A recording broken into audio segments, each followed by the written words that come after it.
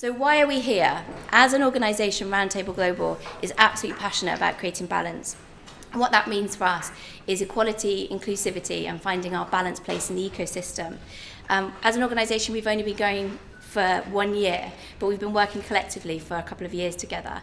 And I'm going to share with you some statistics in a minute of what we've managed to create in the last year as an organisation of just 5 people. And the reason why I want to share that with you is to inspire you that anything is possible. Because the reason for having today and the reason for all of our summits is bringing people together from a cross-section of society to come up with ideas and, more importantly, real actions for change. So we are really interested to hear what these things mean to you and what you feel like you can do after you've been inspired by our amazing speakers in terms of taking those actions out. And we feel like everyone who attends the summits are pebbles that are being dropped in the water, and the ripples that go out are far-reaching. We've been running the summits in Tokyo, Dubai, London last year, and then we've just got back from Los Angeles. So we really are taking this message out there globally. And everybody who gets involved in our events also gets to be part of our global alumni and network. And some of the things that are happening project-wise across the different parts of the world that we're working in are really, really exciting and really inspiring. And of course, now you're part of our network. We'll share all of those with you and see if there's things that you want to connect with.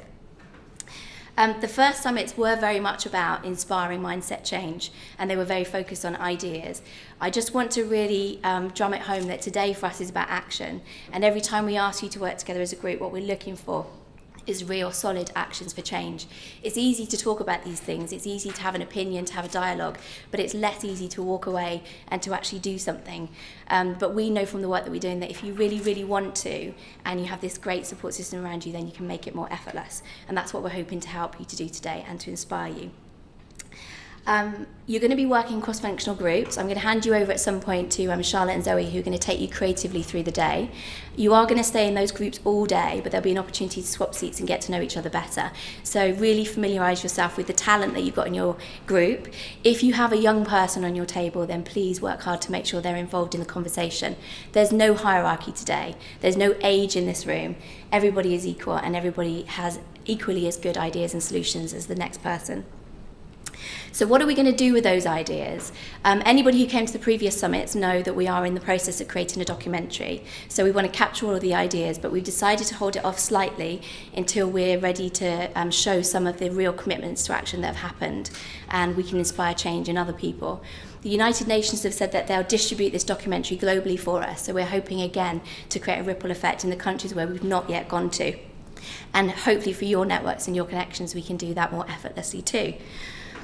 As I've already said, we are working really hard to create a groundswell of change, and I sat down, I think it was last week, and we were at the end of our year 1 for RoundTable, and as I say, there's 5 of us. We do have an amazing support network. We have contributors in most of the countries we work in, but really fundamentally there's us 5, and I wanted to write down what we'd achieved in just a year, so I'm going to share with you some stats, and again, just to reiterate, this is just to inspire you of what's possible if you're really doing something you're passionate about. So in our first year of RoundTable, we took 71 women through SHINE. SHINE is an empowering women program which is about developing leadership, unlocking potential.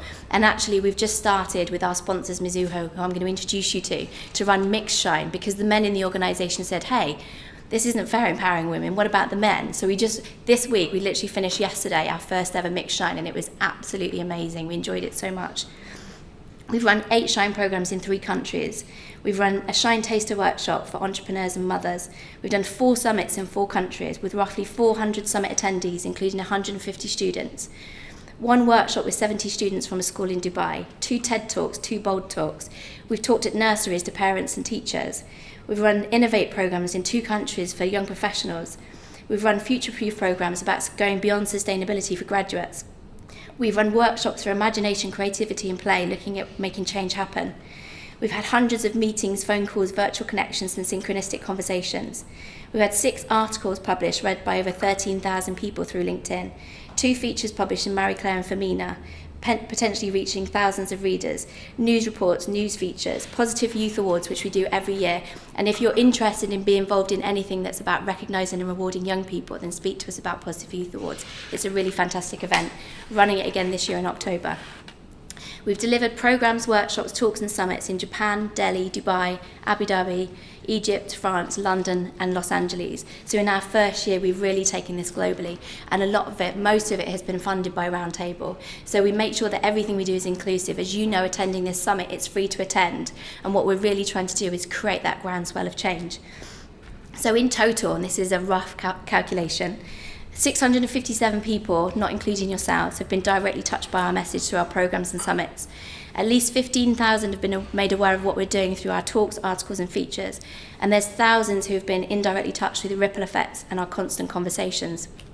So every single person who comes on our summits and comes on our Shine programs keeps in contact with us afterwards and tells us what they've been doing and the programs and initiatives they've been creating.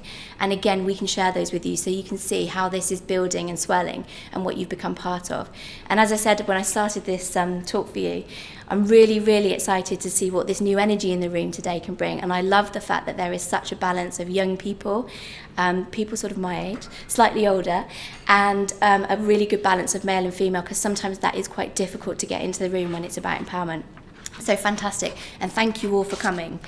I'm going to talk to you again a little bit later on today, but I want to introduce our sponsors, Mizuho. So without our sponsors, this summit wouldn't be possible today. We really do rely on partnering with corporates and other organisations wherever possible, because as I say, we are a small organisation doing big things. So if you want to get involved in future, then do let us know. I'm going to introduce Kim Cowling, who's going to speak on behalf of Mizuho, who has been an absolute champion for the work that we've been doing in the bank, and really helped us to bring the first Mix Shine into existence. So thank you, Kim. Let me tell you a little bit about Kim. Since graduating in 1980 with a degree in business studies, Kim has worked in HR across sectors, including initially in the health service and local government before moving into the private sector, initially in the airline sector and then banking into the late 1980s. During this time, she's worked with various cultures, the Russians, Americans, British, Arabs, and has worked for the last 24 years with Mizuho, a Japanese bank in London. In Mizuho, she started as an assistant manager in HR, and following a merger of 3 banks, was appointed head of HR in the newly formed Mizuho Bank in 2002. Over time, with successive promotions, she is now a joint general manager responsible for infrastructure, excluding IT. This wide-ranging role includes being European head of HR for the bank. In this role, the remit is to strategically attract and develop a balanced and diverse workforce, representative of the communities in which Mizuho operates and the clients they represent. In addition to this, she is also responsible for facilities in which she is currently responsible for delivering a 3-year design and build of the new One Mizuho European headquarters, Mizuho House, in the city, corporate communications and also business continuity. So please help me welcome to the stage off.